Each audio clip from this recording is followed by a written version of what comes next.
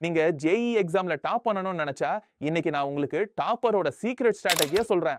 Secret என்னன்னா JE பேப்பரை எப்பவுமே 100% கம்ப்ளீட் பண்ண கூடாதுங்கிறது டாப்பர்களுக்கு தெரியும். ஜேஇ ஸ்பீடை இப்ப பத்தினது இல்ல, அக்யூரசியை பத்தின கேம்னு அவங்களுக்கு தெரியும். இது டேட்டாம பார்த்தாலே உங்களுக்கு புரியும். 2023ல 99% வாங்க 155ல இருந்து 177 மார்க்ஸ் தேவைப்பட்டுச்சு. அதாவது மேக்ஸ் டு மேக்ஸ் 70% கேள்விகளுக்கு பதில் அளிங்க. அதுல 60% சரியா இருந்தாலே 99% கிடைச்சிடும். ரெண்டாவது சீக்ரெட், எப்பவுமே 100% சிலபஸை கம்ப்ளீட் பண்ணக்கூடாதுங்கிறது டாப்பர்களுக்கு தெரியும். ஏன்னா ஜேஇல மொத்தம் 200க்கு மேல டாபிக்ஸ் இருக்கு. அதுல 100ல இருந்து 125 டாபிக்ஸ்ல இருந்து தான் அதிகமா கேள்விகள் கேட்கறாங்க. இந்த 100 125 டாபிக்ஸ்ல இருந்து தான் 80% கேள்விகள் வருது.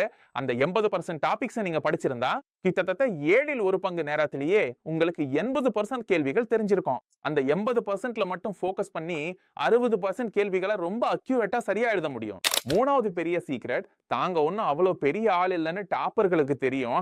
அவங்க ஒண்ணு கடவுளா முயற்சி பண்றது இல்ல. எந்த விஷயம் எங்க பெஸ்டா கிடைக்குதோ அதை அங்கிருந்து எடுத்துக்கணும்னு அவங்களுக்கு தெரியும். அதனாலதான் இந்தியாவிலேயே முதல் முறையா நான் ஒரு டெஸ்ட் சீரிஸ் லான்ச் பண்ணியிருக்கேன். இதோட முக்கியமான நோக்கம் என்னன்னா, அந்த 100 125 ஹை வெயிட்டேஜ் டாபிக்ஸ்ல இருந்து மட்டுமே கேள்விகளை உருவாக்குறதான். அப்பதான் ஸ்டூடெண்ட்ஸ் எக்ஸாம் எழுத போகும்போது எல்லா கேள்விகளும் மேட்ச் ஆகிறதா அவங்க பார்ப்பாங்க. நான் ஏக்லவ்யா டெஸ்ட் சீரிஸ் அப்படி பிளான் பண்ணிருக்கேன். இதுல ஜேஇ சிலபஸோட 700 800 டாபிக்ஸையும் நீங்க பார்க்க மாட்டீங்க. இதுல அந்த 114 டாபிக்ஸ்ல இருந்து மட்டும்தான் கேள்விகள் இருக்கும். அதுல இருந்து தான் கடந்த 4-5 வருஷமா 80ல இருந்து 85% கேள்விகள் கேட்டிருக்காங்க.